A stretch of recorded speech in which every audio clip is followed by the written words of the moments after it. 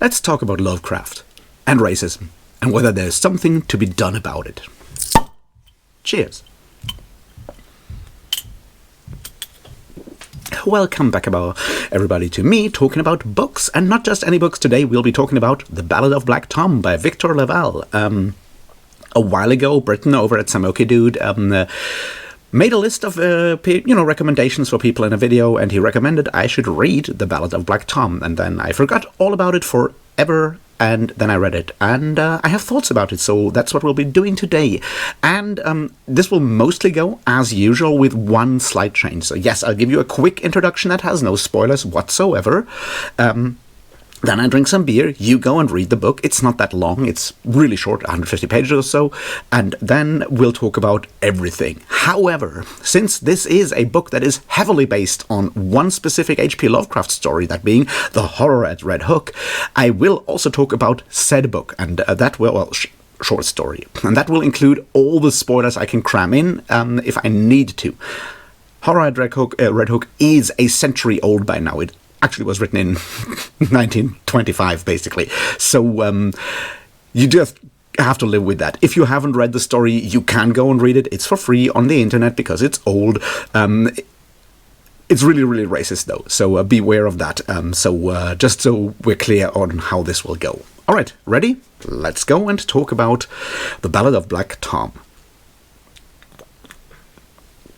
Well, it's a 2016 novella by Victor LaValle, and it is a, it's not just a retelling of Horror at Red Hook, it's a sort of larger story that is, and surrounds and frames and reframes the specific H.P. Lovecraft story of Horror at Red Hook. So it is set in 1924, New York City, around Brooklyn, Harlem, and other parts of the city, and it does include the main characters of Horror at Red Hook, but it mostly follows, at least in the first part, it follows one Tommy Tester, who is a musician, a bit of a hustler, small-time criminal, maybe whatever you want to call him at the time, but does also sometimes deal around the borders of the arcane, and after selling or smuggling a book, a magical book, he gets drawn deeper into events that will change him and that will change New York and possibly the entire world remorselessly, and that is basically what you get in this story. And if you have read The Horror at Red Hook, you kind of know where this is going. All right, you should really read this if you are a fan of H.P. Lovecraft, if you are a fan of pulp horror in general, if you are a fan of cosmic horror, and if you're interested in what can be salvaged around the heritage of H.P. Lovecraft, who, as we all know, was a bit of a racist piece of shit, to put it mildly. It does have, all the triggers that you can expect from a horror that is very much around magic, but also about, racism in a lot of ways. So there are depictions of racism, there are depictions of gore and violence, and that's what you get in there, but, it's horror, so be aware of that, but I would highly recommend you read this book if you have any interests in attempts to reclaim and reframe Lovecraft's heritage in one way or another, and that is certainly a very good attempt compared to some of the others that I've read, and go read it. It's really worthwhile, and it does help with the larger discourse that is so necessary around someone as influential as H.P. Lovecraft. And it is just a really good story, and it makes a really bad story very much better by, adding context and having a actual interesting character and all of those wonderful things that we kind of expect from stories actually, we always expected them, but we didn't always get them. So, yeah, it's a brilliant book. I had fun. It has some problems, but we'll talk about those as well. And while you go and read that book right now, because, as I said, it's really short, I'll drink some beer, and then we'll talk about all the good things and the bad things.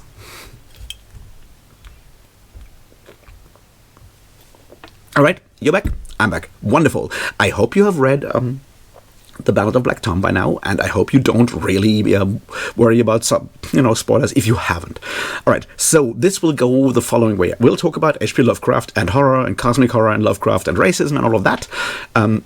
in general terms. Then we'll look at the horror at Red Hook as a specific example, because it does showcase a lot of like Lovecraft's problems in interesting ways. And then we'll go to the Ballad of Black Tom and see how it does reframe, refute, and reclaim Lovecraft's form of horror in some ways and shapes or forms. And after that, we'll talk about what I have termed the Howard problem, because we need to talk about that specific aspect, both because it kind of frustrates me, but I think it also showcases a general problem in the novel beyond, all the good stuff. Ready? All right, let's get started and talk about H.P. Lovecraft and horror and racism. All right, everyone knows that H.P. Lovecraft was racist. Don't worry, we'll go from there.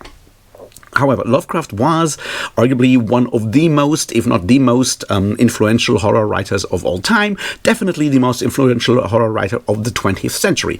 He invented the Cthulhu mythos, or what is constantly, usually called the Lovecraft or Cthulhu mythos. And that has certainly spread out into the entirety of pop culture, all the way to places where people recognize Cthulhu but have no idea where it comes from. So we need to talk about Lovecraft. That is the first part that we need to figure out. The problem is, as I already mentioned, H.P. Lovecraft was very racist. He was even very racist for his time, that being the 1910s, 20s, and 30s, when he passed away. And that's the first thing that we need to talk about, because there are several ways of dealing with that. One way is, the sort of pop culturization of Lovecraft that we see. People focus on the cool monsters, Cthulhu with his big tentacles, and Yog-Sothoth, the Gate and the Key, and Azathoth, and Hastur, and Nyarlathotep, which brings already the next problem up. But, those can be used in games, comics, all over the place, and because they're, the tentacled monsters, they are relatively harmless in that they don't seem to be racist immediately, which is a good thing and one way of going. And it has certainly been the reason why Lovecraft has become so incredibly popular, and has turned into like some really fun games and bits and pieces. And I certainly have some weird Cthulhu plushies lying around somewhere, that kind of stuff.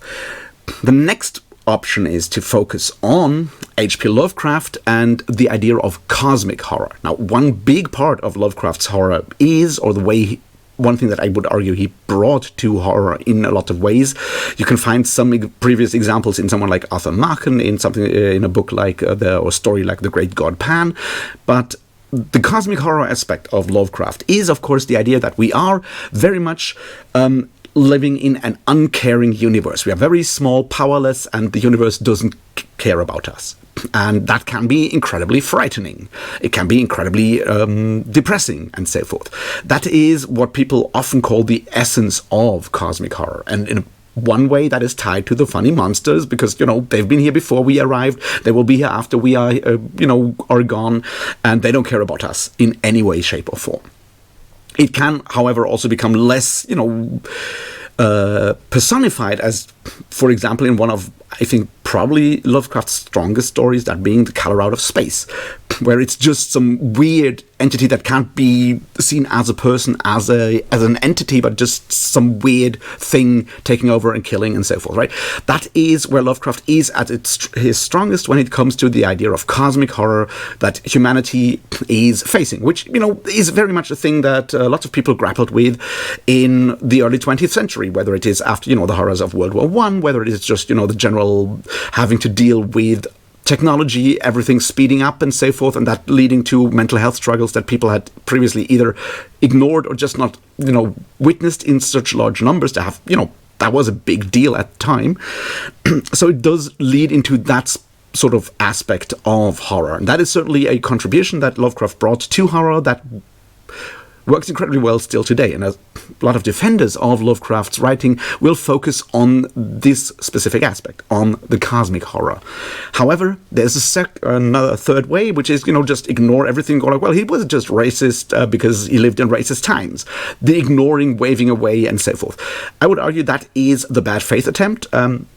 It doesn't work because, and this is the next part that we need to talk about, a lot of Lovecraft's horror is, in fact, explicitly based on racism. It is based on his specific racist fears, but generally horror is evoked by confronting people that are different than Lovecraft himself and Lovecraft's presumed readership, which are, white dudes mostly. We see that in his most famous story, The Call of Cthulhu, where one of the big scenes is, of course, an orgy in a swamp where people worship Cthulhu, and all of these are described in the most horrific racist stereotypes and so forth as people that are of a mixed heritage. Lovecraft, beyond being racist, was also very much, influenced by ideas of eugenics and so forth at his time, and thus saw miscegenation as one of the biggest problems. These kind of characters show up a lot in his horror, in that, can tie to, generally the idea of like old orders being washed away and all of that. That is certainly a part of the horror that he evokes, but it is very much personified and structured around brown people of all shapes and colors. And those are, described in the most racist terms possible. And what you have already seen here, I think, is, hopefully at least, is that while evoking horror and by just depicting non-white people, which is very much where the horror in Call of Cthulhu comes from, there is a second level here, because it is tying those cosmic horror entities, the great old ones. It's tying Cthulhu in particular, and in other ways during, say, The Shadow over Innsmouth, tying these horror and supernatural elements once again to a non-white and in particular non-Anglo-American culture. It's not white people worshipping Cthulhu in this book. It's when there are, clearly white people making these kind of deals, they are making them after learning stuff from groups that are non-white. South Sea Islanders in the case of Shadow over Innsmouth. Now, this is important to understand because it shows that there is no way to separate Cthulhu and Hastur and all of those fuckers from racism in any way or form, because they are worshipped only by people that Lovecraft deems to be lesser. So that's how that element of cosmic horror is tied back into racism, and that is why we can't just hand wave the problem, right? Which is, once again, why, say, The Color Out of Space works so well, because that's one of the few where that doesn't happen, because The Color Out of Space is just so weird and out there that it's difficult to do that. All right, now that we've looked at all of these elements, I think we understand the problem with Lovecraft in that regard. We have either, straight up racism, or we have white people learning from non-white people those dark magic and falling for it, and being intermediaries or intercede between people and the outer beings, the evil ones, the dark gods, whatever you want to call them, and that's still racist in its own way. So we need to tackle with this. Which brings us to the next part, which is, of course, the horror at Red Hook, which is arguably one of Lovecraft's worst and most racist stories for a bunch of reasons. But it's still interesting in what it does and what it doesn't do. So we'll talk about that one, and then we'll go to the Ballad of Black Tom.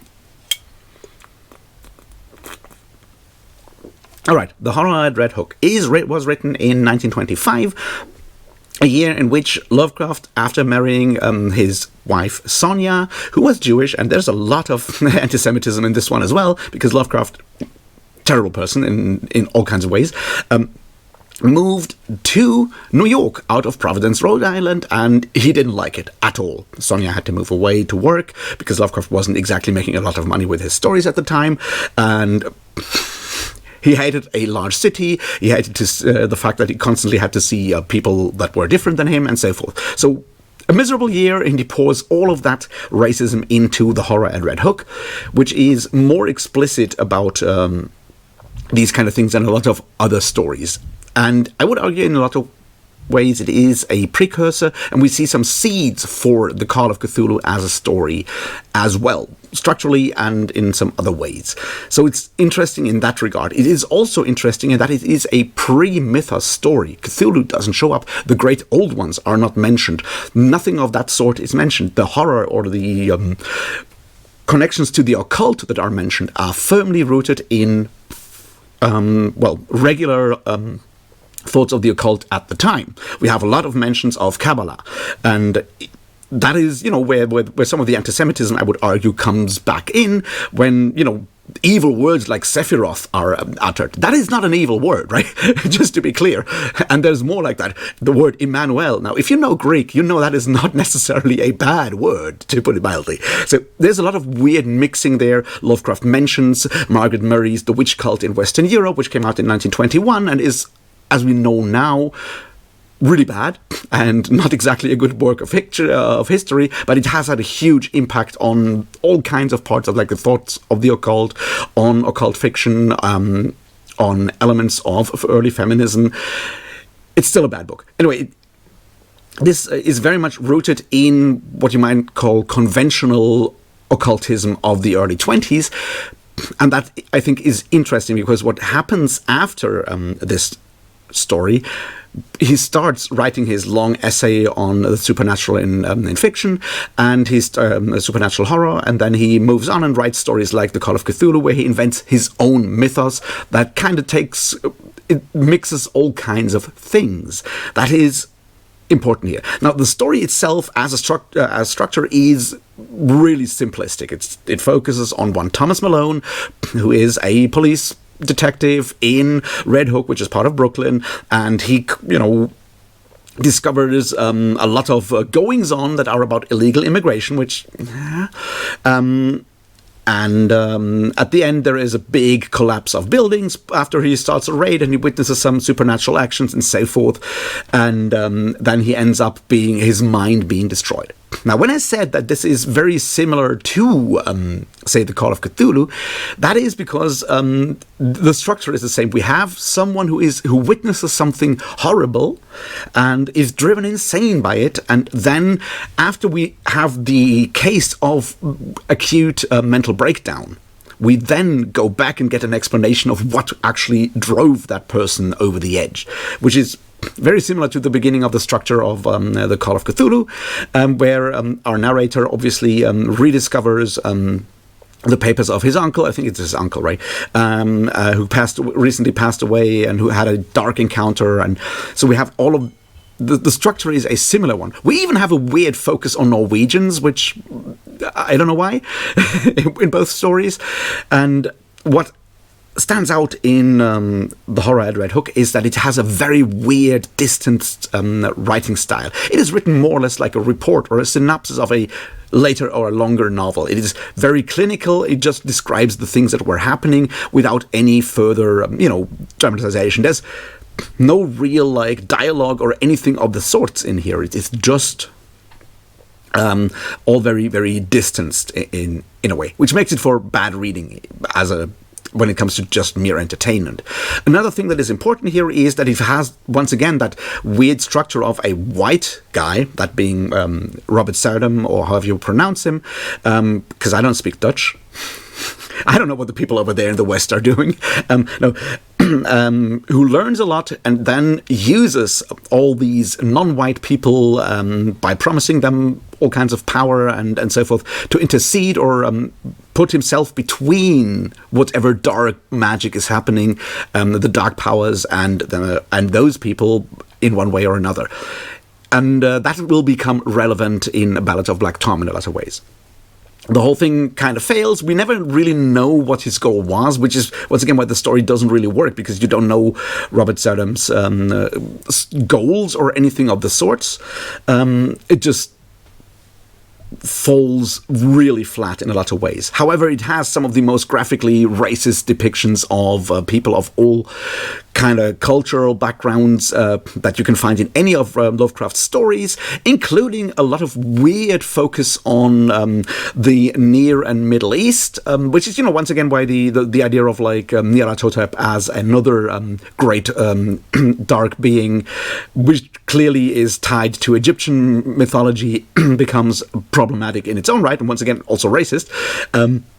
This time around, it also, the story fixes on people from Kurdish backgrounds and Yazidi in particular, which Lovecraft calls devil worshippers, which is wrong and racist.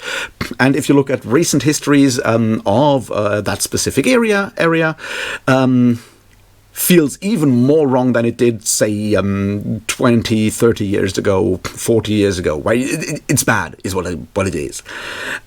These are the elements around horror at Red Hook. It's more like a stump of a story than anything else. It does not have like anything we would recognize as storytelling from a contemporary sort of like approach to fiction writing, and it basically is mostly about, well, these people don't look like us, I'm sure they worship devils, and that's basically where all the horror comes from.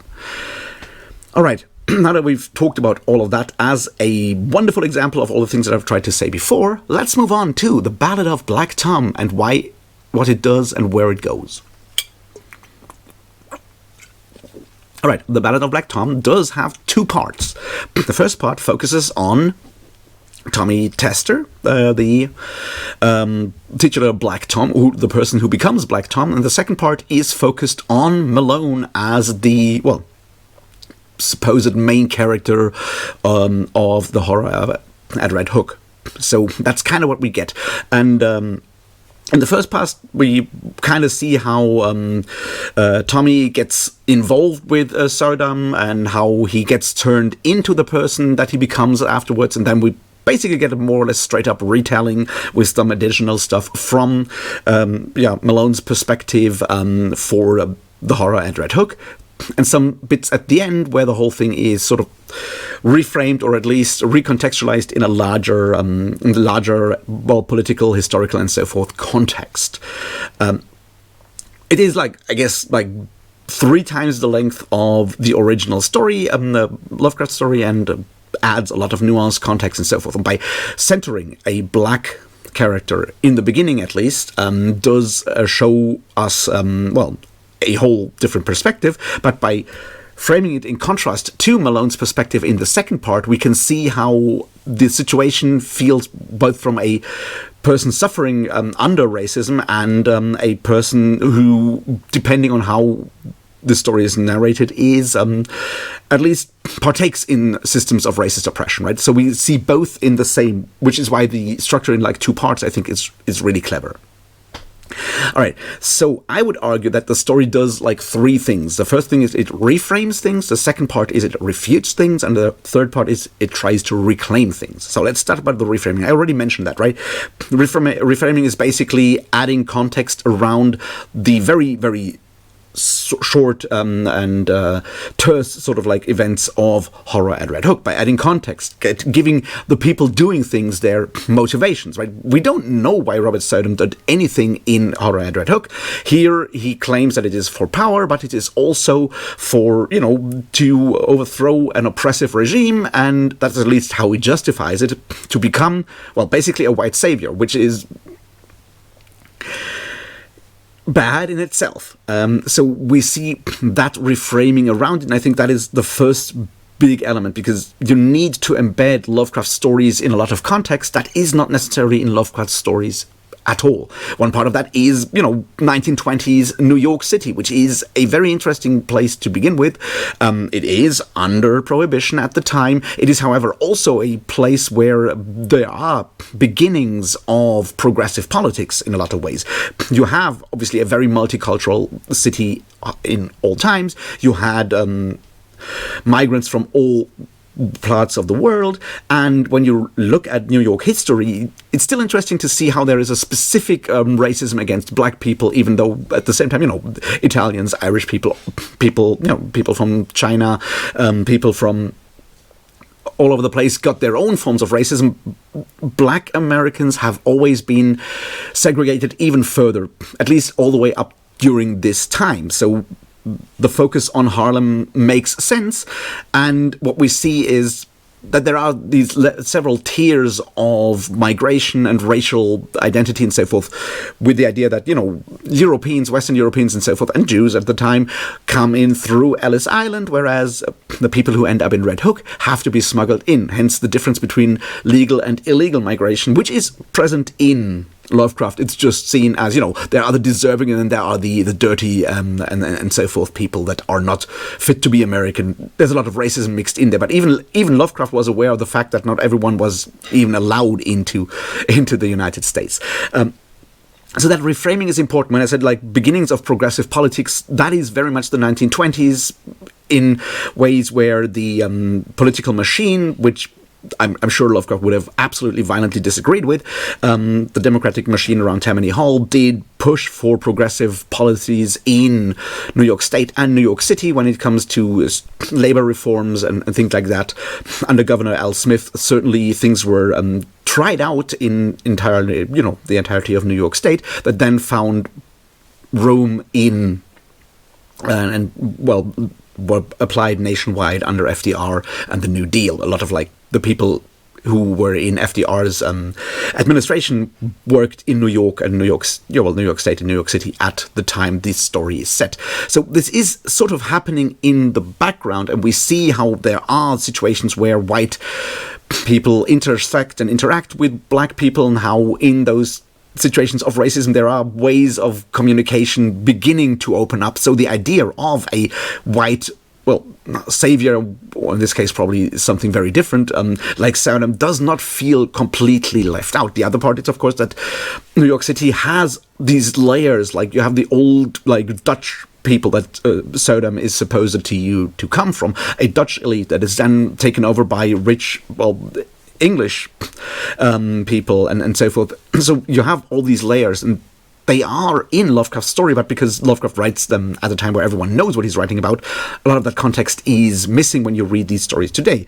And with that whole part around that, the reframing, Victor LaValle does introduce modern readers to a lot of the context without, giving you like a full history lesson. One part of that is, of course, also that Tommy's parents, his mother is already dead and his father is almost died. Well, he dies during the story, but is also very much on his way to death, because work as a black person in America at the time was physically incredibly harmful, painful, and so forth, and did eat up people much quicker than other groups. Obviously, not everyone, but also, life wasn't exactly nice for a lot of other migrants, at the time, but at least those people decided to come there, whereas as, black Americans, you didn't exactly you didn't exactly make a decision to go there. So there are these nuances there that are in the sort of framing. So that's the first part, the reframing of the Lovecraft story. The second part is what I would call refutation. Now, that part I find really interesting, and that is when you read Horror at Red Hook, you always get the depiction of the denizens of the inhabitants of Red Hook from the outside. They're described in the most horrific racist terms possible. I'm not using any of the words. I'm really careful because a lot of that is slurs today, just to be clear. What we see, however, in the reframing and the retelling and refutation that Victor LaValle does with the Ballad of Black Tom is by giving us the inner perspective, taking this specific elements, specific portrayals in Horror at Red Hook, giving us the inside and, putting them on their head. One of the first ones is, of course, the Victoria Club, which is a place that is originally described when Tommy sells the book to Ma'at, the Egyptian goddess, as very much the kind of thing that Lovecraft would describe. But once Tommy gets inside, it's a British club, basically, with, some interesting elements of black culture, but also Caribbean culture. And that, I think, is an interesting thing, because you see, culture, people are wearing fine clothes, people are doing fine dining, and all of those elements that, from the outside white perspective, were not expected. So that is one of those elements. When it comes to music, when it comes to a lot of these things that we see through Tommy's eyes and the people around Tommy, that is what I would call refutation, because it showcases the actual culture that is denied the non-white people in Lovecraft's story. And by just presenting that culture, you already get a lot of that in just that way. Which I think is interesting when it comes to the Supreme Alphabet and the book that Tommy first brings to Maat and then later takes for himself and so forth. What is interesting about that is, on the one hand, clearly, Tommy does understand the magic that is happening in that book, which is the first part. He's not just someone who is, led by white people in one way or another.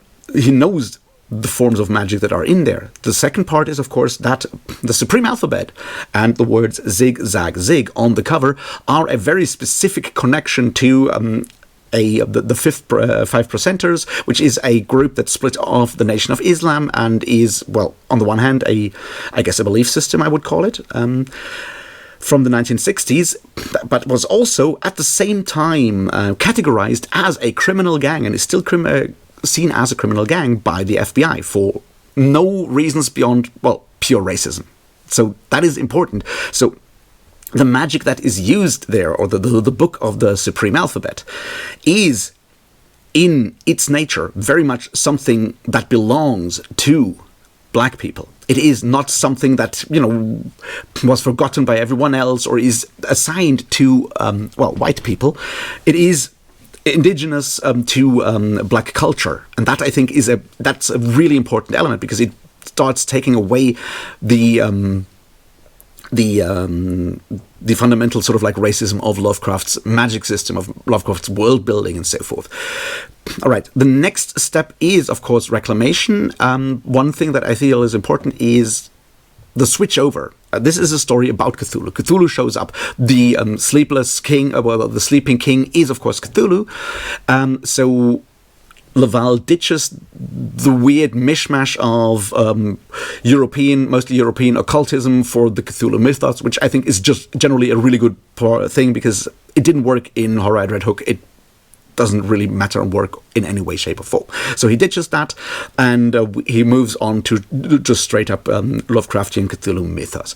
Now let's talk about Reclamation, and then we can hopefully bring this all to an end.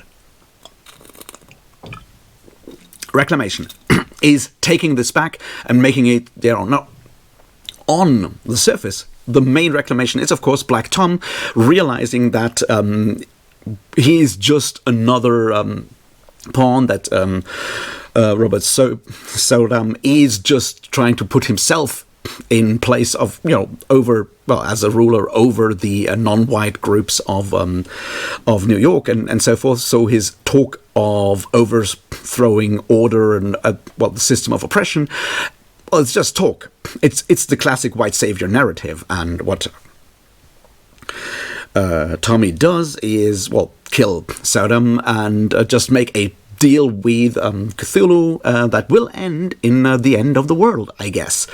So we have a form of Reclamation there immediately by having our main character take over, and the main character being a black person, not just who's not just led by white people, which is explicitly mentioned at the end of the story, where once Thomas Malone is interviewed by psychiatrists and so forth, no one believes him, because no one can believe that a black person can actually be the hero or anti-hero or whatever you want to call him, protagonist of a story. So there is a form of Reclamation right there, and that ties back into, as I said, the usage of the Supreme Alphabet and those elements in the story as taking that over. The next part is, of course, by portraying forms of racism in that our main protagonist suffers, and taking his evolution to a person who does the things that he does is the result of suffering racist oppression throughout the entire story. So there is a form of Reclamation, but it is a very negative form of Reclamation, which is, if all you suffer is oppression all the time and violence and racism, well, maybe you just want to see the whole thing burn down. If violence is all you experience, then violence is the only tool you know. That's something that, Frantz Fanon has written, and that's certainly something that we should all kind of remember from time to time. And clearly, everyone is constantly using violence against, Tommy, against his father, obviously, against the people in Red Hook once we have the big police raid, all of those elements. And that is, essential. So the Reclamation works by centering black people, centering non-white people, and not just centering them as characters, but as protagonists who actually decide where the story goes. That is the level of Reclamation. But you need to have the reframing, and you need to have the refutation before you can do the Reclamation. I think that is the lesson that I learned or took from LaValle's approach here. Now let's see all of that as a great success, and I think it is. That makes for a wonderful story. Now let's talk about one thing that I feel is a problem, and that is the Howard problem. Because there are depictions of police violence. There are a lot of depiction of police violence in this story. Very realistic ones with, the police using heavy machine guns to destroy the buildings in Red Hook, tied to Theodore Roosevelt, who militarized the police in the first part. And we know that the police obviously got more and more, militarized, and there are situations where U.S. police forces bombed and blew up entire houses and supposed fights against black people once again. So this is a very important image. There is obviously also the casual racism of police when people, when Tommy's father gets killed, and there are the depictions of when Tommy gets, basically robbed by police and so forth. So these depictions make a lot of sense, and they are essential to the story. Now here's the problem. They are not all done by police. They are mostly done by Mr. Howard, the private detective, who is a stand-in for Robert Urban Howard, inventor of Conan the Barbarian, and all kinds of other things, pen pal of H.P. Lovecraft, and certainly a racist in his own rights. However, by having him in there, I think stuff kind of goes off the rails. Yes, it's a nice cameo to have him in there, the same way that Lovecraft gets a very short cameo at the end of the story when, he's sent to Providence because clearly he can't actually handle the stress of the city. But by making him a private person to begin with, a lot of the systemic violence gets dissolved in that way. Also, it forces, it paints Howard as the main villain there, whereas the cop, Malone, is kind of sympathetic, right? He is somewhat an occultist himself. He's a very sensitive person and all of that, but all the actual blunt violence is done by the private citizen, and that, I think, is an interesting choice. And for those who are in the know and realize that this is Robert E. Howard, it also becomes difficult to focus on these elements because everyone is going. It's very easy to try to compare that to Robert E. Howard, the person. And Robert Howard, the person, was a very, very complex and weird person, to put it mildly, and certainly a racist. I'm not defending him right now, but his personal characteristics and sufferings are very different from the guy that is depicted in this story. In particular, he's described as very, very greedy. Now, Robert E. Howard had a lot of financial problems and was very much a poor person throughout his life, before he took his life at age 30. So a lot of tragedy there. So depicting him as greedy feels weird because Howard wasn't greedy. He was just incredibly poor. The same way that our protagonist, Tommy Tester, is very poor. So by adding these complications, the larger sort of narrative is weirdly thrown out of whack for reasons that are very difficult for me to grasp. Now, obviously, there's one way we can talk about this, which would be, all of those white narrators were incredibly cruel and deliberately misstating facts and so forth about non-white people, so maybe white people should deal with that. And there is certainly a level of myth-building around Robert E. Howard that I have, if not contributed to, but certainly fallen for over the years, what with Lovecraft, Howard being one of my earliest fantasy reads and so forth. I get that aspect, and I think that is an interesting aspect. I just still believe that it does somewhat muddle the otherwise very powerful message of and depiction of the Ballad of Black Tom. And as a sort of example, I read a couple of reviews before starting my video, and I've come across several people who confuse Howard and Malone and attribute the stealing and the shooting of Tommy's father to Malone when it is the private detective. So the idea of, police violence against black people who claim that they have seen a weapon when it was just a guitar, and they had to defend themselves. And so it was like 12 shots of a revolver to defend yourself themselves and so forth, which is very much the thing that you always hear in narratives of police violence, right? Like, gets somewhat watered down by putting it not into like the system, but just a guy. So I see I feel there's a danger there in that constellation. Now, obviously, there has to be a private detective in there because Horror Red Hook states that the family members of Robert Southem sent a private detectives after him to disown him. So I get where that comes from. I just don't think it works really well in that situation, because it does sort of move from structural and police violence to, well, I guess everyone can just like kill black people, which in the 1920s, very much true, but I don't know. It just feels slightly off to me. But maybe that's me being, well, a German white boy with like a very different background, so who knows.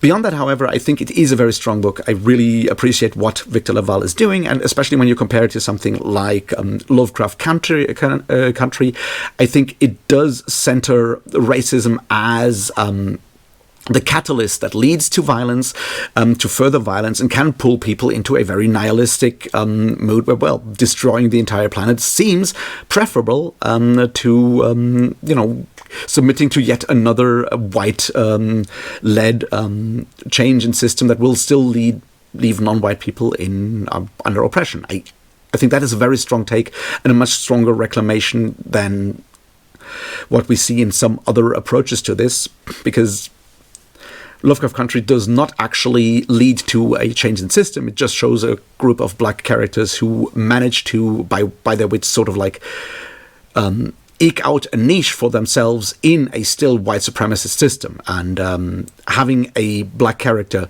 make the decision whether to go to evil or to good, or what to do with the power, that is true reclamation. And I think that is what makes The Ballad of Black Tom such a powerful book. Anyway, these are my thoughts. If you have thoughts on this very old book, 10 years old already, almost, let me know in the comments what you think. If you have other thoughts on this, well, let me also know in the comments. I don't know. Like, subscribe.